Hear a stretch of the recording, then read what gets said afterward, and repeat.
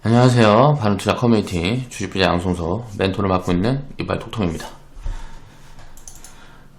시황은 뭐 별로 볼 게 없습니다. 별로 볼 게 없는데 좀 수급이 좀 있었는데 이제 배당락일이 있었죠. 배당락일이 있으면서 이제 금융투자가 기관 수급을 중에 금융투자나 자금이 있는데 보통 이제 차익 거래를 좀 많이 해요. 그러니까 단타를 칩니다. 단타치는 기관 자금이라고 보면 될 것 같아요. 요 자금이 이제 뭐 배당주들 좀 사갖고 한 번에 좀 쏟아내는 물량들이 나왔는데 그 이전에 그저께 보면 개인이 거의 한 2조 가깝게 1조에서 2조 사이 매도 물량이 나왔어요. 그리고 나서 어제 보면 요게 2조 이상 2조에서 3조 사이에 매수 물량이 들어왔어요. 개인 수급이 굉장히 강하다고 볼 수가 있겠죠. 그저께 보면 이틀 전 보면 개인 예탁금이 지금 한 64조까지 이렇게 늘어났던 부분들을 보면 여기에서는 28일날 이게 개인 매도가 28일까지 나온 부분들 보면 양도세로 인한 회피성 물량들이 한 1, 2주 정도 나왔다 라고 이제 보면 될 것 같고요. 그리고 나서 이제 다시 이제 그 양도세 물량이 어느 정도 좀 어제 마무리되는 흐름들이 보이면서 조짐이 좀 있었죠. 그리고 오늘 또 개인 수급들이 또 강하게 들어오고 있단 말이야. 개인이 계속 끌고 가는 시장 흐름이라고 보면 될 것 같아요. 개인 수급이 밸류로 놓고 보면 이제 부담스러운 구간이 왔기 때문에 이제 현금이라든가 좀 이제 섞어가는 게 이제 효율적인 포지션이다 라고 이제 개인적으로는 생각을 하고 있고요. 그래서 우리는 이제 현금 대응을 하고 있고 2850포인트 이제 넘어가는 구간들이 오게 되면 현금을 이제 한 18%까지 이제 늘려볼 거고요. 지금 현재는 17% 정도 가지고 있습니다. 현금은. 그리고 2900포인트를 넘어가게 되면 현금을 20%까지 늘려가는 대응을 이제 해가려고 보고 있어요. 이렇게 올라갈 때마다 이제 버블과 과열 포지션을 좀 계산을 해서 이렇게 현금을 좀 섞어가는 관점에 리딩을 앞으로 이어갈 거다 라고 생각을 하시면 될 것 같아요. 수익을 이제 제한시키는 수익을 좀 제한을 해서 하락 변동성들이 한번 올 때까지 기다려서 그런 구간들이 올 때 조금 지수 대비 아웃퍼폼 수익률을 좀 늘려보기 위한 그런 준비를 지금 이제 우리는 하고 있다 라고 이제 얘기를 해보면 될 것 같아요. 2020년 12월 19일 화요일날 이제 어제 제작을 한 영상이고요.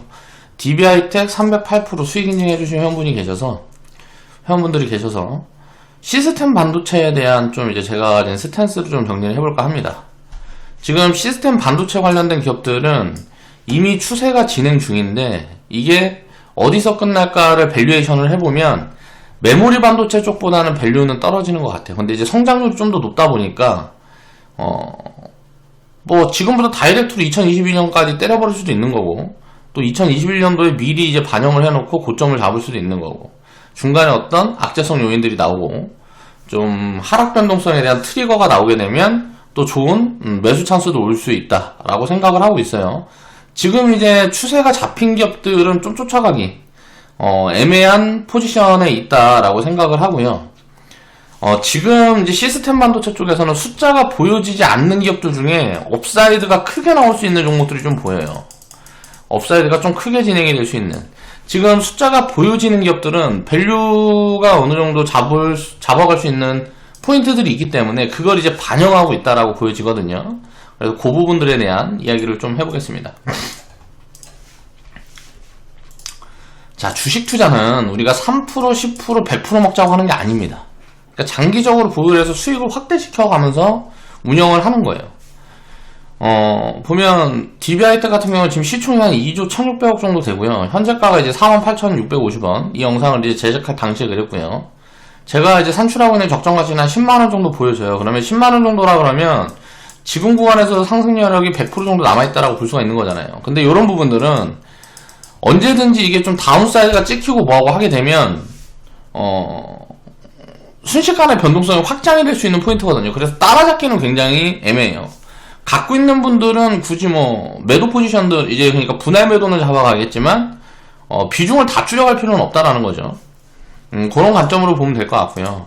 내 새끼는 금수저님 이제 인증해주신 거 보면 12,000원 구간대에 이제 편입을 하셔서 지금 이제 49,800원 구간대에 이제 보유를 하고 계시고, 수량이 적어서 보유하고 있는 이제 남은 수량이 적어서 그냥 쭉 보유해 볼 건데, 이제 뭐 300% 구간대 오셔서 이제 인증을 해주셨다 라고 이제 코멘트를 달아주셨어요.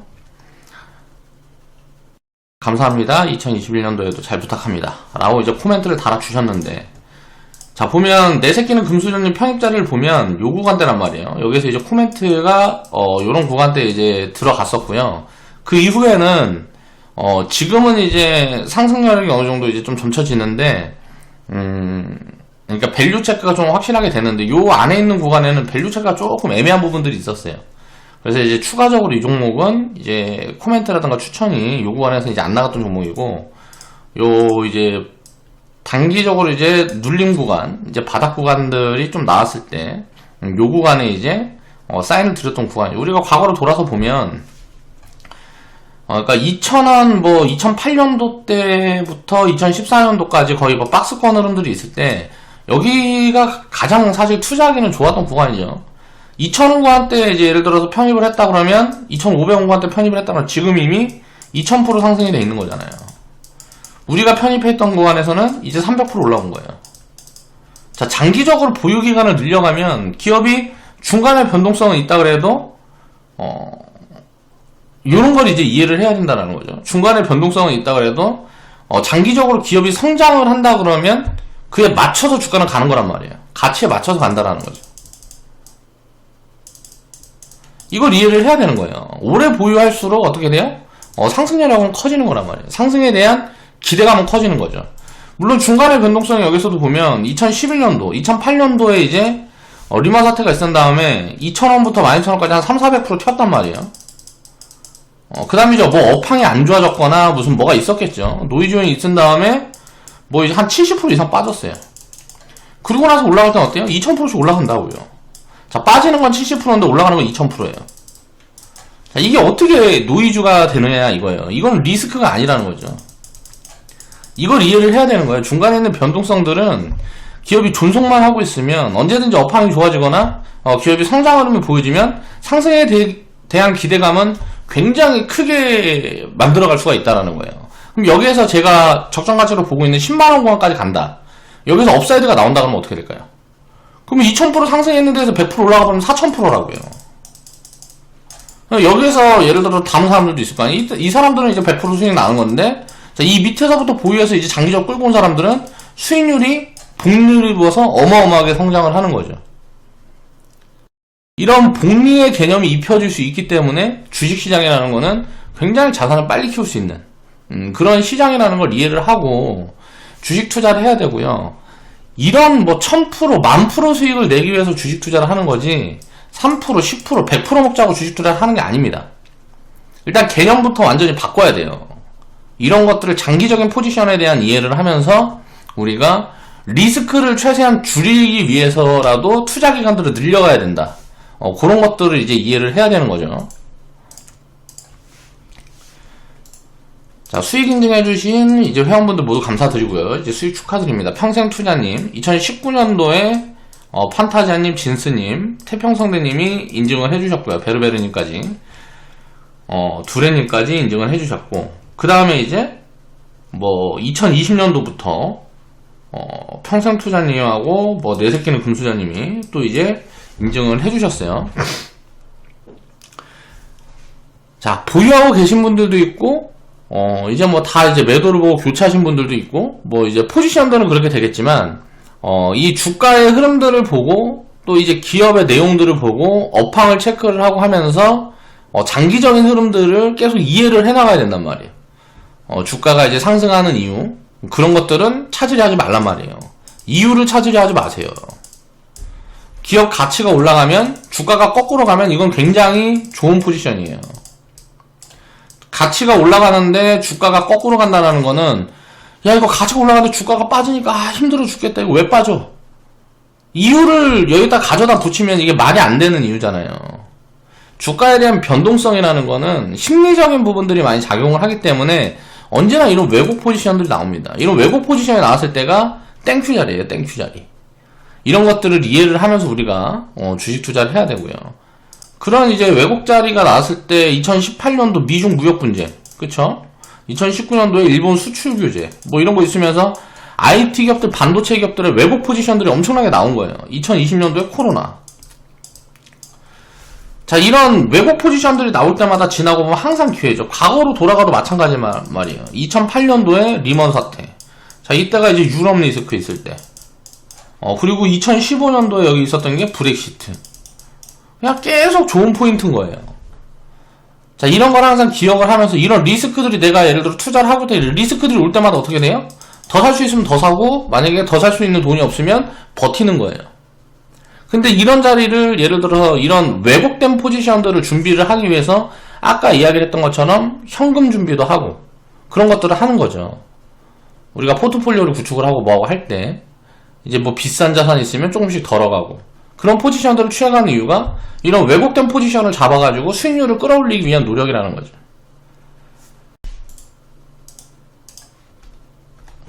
자, 보면 시스템 반도체 쪽은 지금 장기 업황의 시작일 수 있습니다. 그러니까 시스템 반도체가 카테고리가 어디로 맞춰져 있나를 보면 될 것 같아요. 일단은 자율주행 관련된 요쪽으로 어떻게 보면 가장 큰 시장이 요쪽이다 라고 좀 잡혀 있어요. 그러니까 자동차 쪽에 반도체가 굉장히 많이 들어가야 되고 뭐 이제 사물 인터넷이라든가 카테고리를 크게 확장을 해보면 4차 산업이 되겠죠. 자, 4차 산업 시대에는 기존에 이제 메모리 반도체라든가 우리가 그런 쪽은 어때요? 소품종 대량화가 가능했단 말이에요. 그러니까 대기업 전유물이었어요. 자, 독점적인 구조를 갖고 있는 지금 뭐 SK 하이닉스라든가 삼성전자라든가 뭐 요런 데의 점유물이었어요. 근데 이제 요때가 되면 시장이 이렇게 되게 되면 여기 들어가는 반도체에 대한 여러 가지 뭐라 그래야 돼? 다양성이 들어가는 거예요. 시스템 반도체의 핵심은 이 다양성이에요. 그럼 이 다양성들이 굉장히 광범위한 여러 가지 반도체들이 이제 생산이 되고 보급이 되고 할 거기 때문에 그런 부분에서 여러 가지 스타들이 나올 수 있다는 거죠. 그러면 이제 뭐 팹리스 업체, 이제 설계 업체들이 굉장히 크게 부각을 받을 수 있고, 근데 이런 부분들은 우리나라는 이제 대만이라든가 이런 데서 이제 밀리는데 지금 이제 후발주자라서 리턴이 굉장히 크게 나올 수 있는 포인트가 있죠. 막 자율주행 테마 붙으니까 동훈하나텍, 막 칩스 엔비디아 이런 것들 막 날아가는 거 보면 IA라든가 이런 기업들이 어떻게 보면 좀 이런 쪽 팹리스에 좀 이제 관련되어 있는 기업들이거든요. 그러니까 이런 기업들이 시세가 이제 시작이 된다라고 볼 수 있고 또 이제 이익이 늘어나는 포지션들이 나오기 때문에 성장률이 가장 클 수 있는 쪽은 이쪽이다 라고 볼 수가 있는 거예요. 안정적인 구조에서는 이제 바운드리가 되겠죠. 이거는 역시 이제 대량화. 근데 이 부분을 이제 우리가 생각을 해보면 삼성 그리고 TSMC 거의 뭐 이강 구도로 가고 있단 말이에요. TSMC가 50% 이상의 점유율을 이제 내고 있는데 이제 TSMC 대만 같은 경우, 대만에 있는 TSMC 같은 경우는 지금 생산 공장이 부족해서 생산을 못하는 지경에 있습니다. 그래서 삼성이 삼성이랑 TSMC랑 기술 격차가 없다 라고 지금 그렇게 전망이 되고 있는 부분들이기 때문에 삼성은 이제 그거보다 조금 더 여력이 있는 거죠. 그렇다 보니까 이제 뭐 수요를 이제 TSMC가 이제 공급량을 다 해소를 하지 못할 만큼 생산 캐파가 부족하다. 그럼 이제 캐파를 많이 갖고 있는 기업들이 이제 유리할 수 있는 부분들이 있다라는 거예요. 그런 걸 이제 생각을 해봐야 되고, 여기에 관련된 이제 뭐 협력업체들이라든가 여러 가지가 있겠죠. 그런 기업들도 장기적인 호황 흐름들이 진행이 될 수가 있겠죠. 뭐 장비 기업이라든가 중간중간 노이즈가 나올 때마다 이쪽은 이제는 비중을 좀 늘려가 봐야 되는 그런 포인트가 있다라고 보면 될 것 같고요. 지금 일단 이 시스템 반도체 쪽으로 엮여 있어서 1차 파동, 지금은 이제 2차 파동이 진행이 되려는 구간이다 라고 볼 수가 있는 것 같은데, 계속 이제 그냥 추세형의 흐름인 것 같아요. 지금이 2차로 분할이 되는 게 아니고 추세형으로 그냥 1차 파동이 쭉 이어가는 그런 흐름들이 지금 만들어지고 있다 라고 보면 될 것 같고요. 네페스, 테스나 같은 경우가 이제 처음 이제 가장 먼저 부각이 되면서 움직였던 이제 종목군이라고 보면 되고요. DB하이텍 같은 경우는 DB하이텍이랑 에이스, FST 정도가 이제 후발주자로 이제 주가 흐름에서 이제 움직이는 흐름들이 보여지는 것 같아요. 처음에 이제 네페스라든가 테스나 같은 경우는 숫자가 보여지지 않는 구간에서 이제 움직이는 흐름들이 보여졌기 때문에 요거는 제가 여기에 대한 공부량이 좀 부족했기 때문에 이런 업사이드 폭들을 잡아나갈 수가 없었던 거고요. 그 다음에 두 번째 DB하이텍이라든가 FST 같은 경우는 다 잡아드렸죠. 그래서 뭐 이제 100%, 300%, 600% 수익 구간들이 나온 회원분들이 다 있단 말이에요. 자, 이제 지금부터 보는 거는 설계 쪽에 좀 집중을 해보려고 그래요. 그러니까 가장 이제 리턴이 큰 기업들, 지금 숫자가 보여지지 않는 기업들, 그런 기업들을 추적을 해보면 상승률이 굉장히 그러니까 성장률이 굉장히 크게 잡히는 포인트가 3년에서 5년 안에 나오지 않을까 라고 보고 접근을 하는 게 이제 합리적일 거라고 보고 있고요. DB하이텍 같은 경우도 지금 보면 거의 풀가동이에요. 풀가동. 더 이상 뭐 이제 물량을 받을 수가 없을 정도라고 그래요. 그래서 증설 이야기가 슬슬 나오고 있는데 회사에서는 지금 이거를 굉장히 부담스러워하고 있어요. 증설을 했다가 만약에 그때 이제 뭐라 그래야 될까? 생산 물량이 이제 조금 뭐 둔화된다라든가 하게 되면 증설했던 부분들이 다 노이즈로 이제 작용을 할 수가 있기 때문에 굉장히 증설에 지금 보수적인 것 같아요. 자, 이걸 우리가 생각을 해보면 지금 2차전지 같은 경우는 자, 수주를 미리 땡겨놓고 이제 지금 증설을 다 들어가는 이런 사업 구조란 말이에요. 제가 근데 요거는 이제 공부를 이제 확실하게 한 분들이 아니라서 정확하게 산출은 할 수는 없지만, 그러니까 뭐 2년, 5년 막 이런 계약이 진행이 된다라는 거죠. 거의 성장이 확실하게 담보되어 있다라고 보고 있기 때문에 이게 이렇게 그렇게 들어가는데, 시스템 반도체 쪽은 보면, 그러니까 이거 전기차 쪽은 이제 내년 내후년 되면은 이거는 무조건 늘어날 수밖에 없는 캐파가 확장될 수밖에 없는 그런 구조가 이미 돼 있는 거고, 그러니까 시간이 얼마 남지 않아 있다 보니까 그때까지 이제 뭐 추정치를 생각해 보면 확장성이 엄청나게 보여지는 거예요. 근데 시스템 반도체 쪽은 아까 이야기를 했던 것처럼 자율주행 쪽에 카테고리가 들어가 있잖아요. 그럼 자율주행 쪽에 이게 폭발을 하기에, 그러니까 이쪽 수요가 폭발을 하기에 1, 2년은 조금 애매한 포인트가 있단 말이에요. 지금 5년, 10년으로 놓고 보면 여기 어디에서는 굉장히 생산량이 이제 크게 늘어야 되는, 공급량이 크게 늘어나는 포지션으로 올 텐데, 지금은 조금 이게 선투자가 들어가는 부분들이 굉장히 많다라는 거죠. 이제 수주 물량 잡고 뭐하고 하는 것들도 보면, 그러니까 대량의 수주를 장기적으로 끌고 가면서 미리 수주를 확보해서 캐파를 증설하고 뭐 요런 부분들은 아닌 것 같아요. 그래서 이거는 저도 이제 조금 더 공부를 해봐야 되지만, 만약에 사업 구조가 그렇다 그러면 이거는 예를 들어 지금 전 세계적으로 이렇게 업황이 좋다 보니까 어때요? 업황이 좋다 보니까 생산 캐파를 굉장히 크게 늘려가는 포지션들을 다 보고 있을 거란 말이에요. 중국이든 어디든. 그러면 이 업황이 조금 꺾이는 구간들이 나올 때 굉장히 큰 노이즈들도 나올 수 있겠구나. 그렇지만 장기적으로 보면 어때요?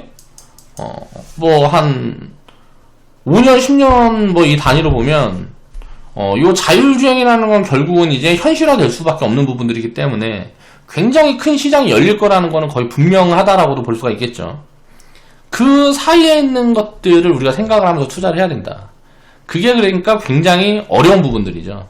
그러니까 캐파를 예를 들어서 지금 뭐 밀려있는 주문이 2년치 뭐 5년치 뭐 이렇게 된다 치면, 밀려있는 주문이 이게 예를 들어 업황이 안 좋아지면 급속도로 이게 냉각이 되면서 이제 수주 물량이 줄어들어 버릴 수가 있잖아요. DB하이텍이 이제 증설을 공격적으로 하지 못하는 이유가 그런 부분들인 것 같아요. 맞춰가면서 조금씩 캐파로 확장을 해나가는 게 안정적이다라고 생각을 하고 있는 거죠. 이제 삼성전자라든가 TSMC 말고도 이제 다른 기업들도 파운드리 사업에는 굉장히 많이 이제 접근을 할 수가 있는데, 나중에 보면 이 기술력이라는 게 지금 뭐 7나노니, 5나노니, 3나노니 막 이렇게 하고 있잖아요. 요런 부분들에 대해서도 이제 주력으로 쓰일 캐파가 어느 쪽인지도 사실 지금은 조금 이제 뭐 체크하기가 굉장히 어려운 부분들도 있고, 요 이제 메이저 기업들이 보면 반독점 규제라든가 이런 것들이 또 있어요. 지금 걔 누구야? 바이든이 당선이 되면서 좀 이제 독점 규제에 엮여있는 기업들을 보면 거의 다 이제 IT 기업들이란 말이에요. 뭐 아마존이라든가 뭐 인공지능, 뭐 자율주행 요런 쪽이 가장 많은 투자를 하고 있는 구글이라든가 무슨 뭐 마이크로소프트라든가 페이스북이라든가 다 이런 데들을 보면 독점 규제 이런 부분들에 지금 엮여 있단 말이에요. 유럽에서도 이야기를 하고 있고 바이든 정부도 이야기를 하고 있죠. 그러면 여기에서 만약에 노이즈가 나오게 되면 아마존, 구글, 마이크로소프트, 페이스북 같은 데가 투자를 지금처럼 공격적으로 할 수 있을까? 그럼 이런 부분을 투자가 조금 축소되는 흐름들이 보이고 하면 가장 타격을 많이 받는 쪽은 이런 생산업체의 가능성들이 있다는 거죠. 그래서 그런 부분들을 보면 자 1, 2년 안에 노이즈가 한번 나올 수도 있겠는데? 라는 생각이 드는 거죠. 자 파운드리 쪽은 그러니까 생산에 관련된 부분들에서 이제 뭐 요런 쪽은 그래서 그런 노이즈가 나올 때까지 좀 기다려보는 게 좋다라고 생각을 해요. 패키징 업체들도 마찬가지고 저는 이제 개인적으로는 그렇게 생각을 하고요. 상승 여력을 딱 보면 지금 추정치 잡혀있는 걸로만 보면 상승 여력이 그렇게 남아있는 부분들이 크지 않아서 그래요. 네페스 같은 경우도 한 100% 정도 상승 여력을 보여주고요. DBI텍도 한 100% 정도 상승 여력을 보여지는데 여기에서 이제 그러니까 업사이드가 나온다라는 그게 있어야 되는데 업황이 이제 업사이드가 나온다라는 가정이 있어야 되는데 왜냐면 상승 여력 이걸 이야기를 한 거는 2년 후에 대한 반영 부분들을 이야기를 하는 거니까요. 이 업황이라는 게 1, 2년 후에 어떻게 될지가 굉장히 저는 잘 모르겠거든요. 바이든 정부가 들어서면 전체적인 이제 투자 축소가 진행이 될 수 있을 것 같아요. 그럼 미래에 대한 투자를 축소하면 어떻게 될까요? 그러니까 단순하게 생각을 해보면 예를 들어서 뭐 모바일이라든가 뭐 PC라든가 우리가 가전이라든가 이런 거는 당장 수요처가 있잖아요. 당장 수요처가 있으니까 이쪽에 캐파는 계속 유지를 하고 갈 가능성이 높다라는 거죠. 그럼 이쪽에 이제 많이 들어가는 게 이제 메모리 쪽이니까. 근데 신규 수요 자율주행이니 무슨 뭐 AI니 뭐 등등등 해서 요런 부분에 새로운 반도체 뭐 이제 뭐 시스템 반도체 쪽에 들어가는 이건 미래에 대한 투자잖아요. 그럼 내가 이제 투자를 줄인다 그러면 미래에 대한 투자부터 먼저 줄이지 않겠냐는 거죠. 그러니까 그런 부분들이 언제든지 이제 노이즈로 작용할 수 있는 구간이 1년에서 3년 안에 있을 가능성들이 높지 않냐. 그러면 내년, 내후년, 뭐 2년, 3년 놓고 보면 다운사이드 요인들이 언제든지 나올 수 있을 것 같다는 거죠. 생산업체 같은 경우에는 이건 물론 제가 가진 소설입니다. 근데 이제 뭐 팹리스 업체들 같은 경우에는 설계업체들 같은 경우에는 업사이드 폭이 오히려 이럴 때 굉장히 크게 나올 수 있을 것 같아요. 그러니까 적용 범위가 굉장히 넓기 때문에 그런 부분들은 그러면 이제 설계업체들 같은 경우는 리턴 폭이 크니까 얘는 이제 뭐 파운드리 쪽이라든가 요런 이제 기존에 이제 지금 상승이 많이 만들어진 데는 업사이드가 나오려 그러면 매출 규모라든가 뭐 이런 것들이 굉장히 크게 확장이 돼야 되는데 뭐 설계 관련된 업체라든가 이런 데는 보면 시총도 굉장히 작거든요. 막 다 3천억 밑에 있단 말이에요. 그러니까 돈을 뭐 조금만 벌어버리면 주가는 이제 리레이팅이 강하게 나올 수 있는 거예요.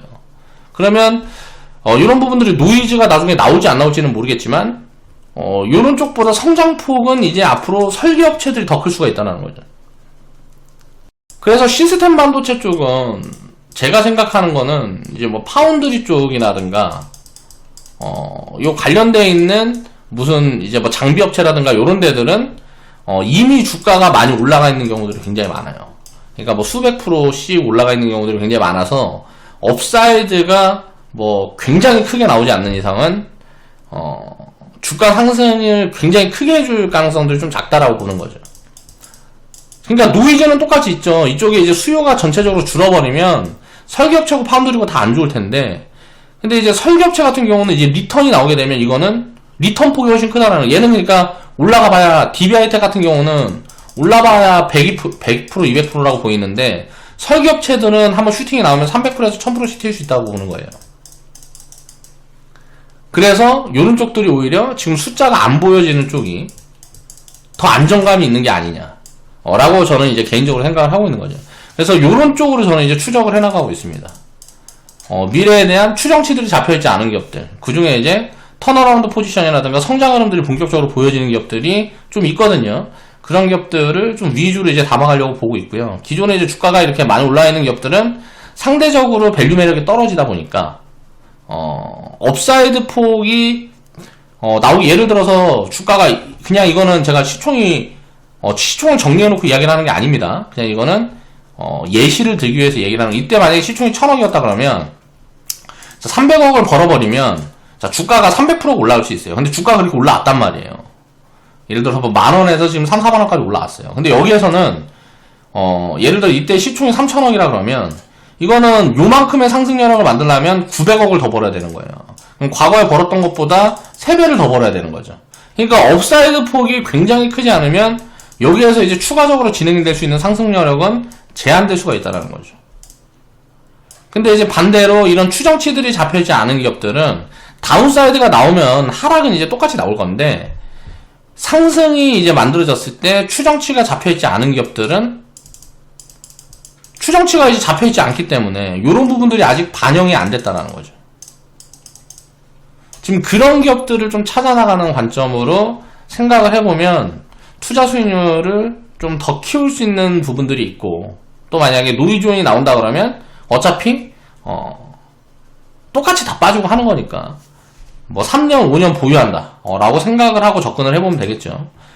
물론 이제 가지고 계신 분들은 그냥 뭐 보유 포지션 분할 매도 해놓고 보유 포지션은 끝까지 유지를 해가는 게 좋다고 생각을 해요. 뭐 굳이 뭐 내릴 필요는 없다라고 생각을 하고, 그런 관점으로 시스템 반도체 쪽은 이제 설계 업체들을 좀 추적을 해봐야 되는 거 아니냐 라고 개인적으로는 좀 생각을 하고 있습니다. 그런 관점으로 좀 생각을 해보면서 우리가 리턴 폭이 큰 쪽, 그리고 테마라든가 뭐 이런 것들이 엮였을 때 굉장히 이제 상승이 클 수 있는 시총이 좀 작은 기업들 중에서 좀 이제 추려본다든가, 아니면 이제 추정치가 안 잡혀있는 기업들. 어차피 이쪽 업황이 좋아지면 이거는 같이 좋아질 거기 때문에 추정치가 잡혀있지 않은 기업들. 그럼 추정치가 잡혀있지 않으면 거기에 대한 불확실성이 있기 때문에 주가는 상대적으로 약할 가능성들이 높거든요. 그렇게 있는 기업들을 좀 찾아나가면 좋은 찬스가 또 될 수 있지 않을까.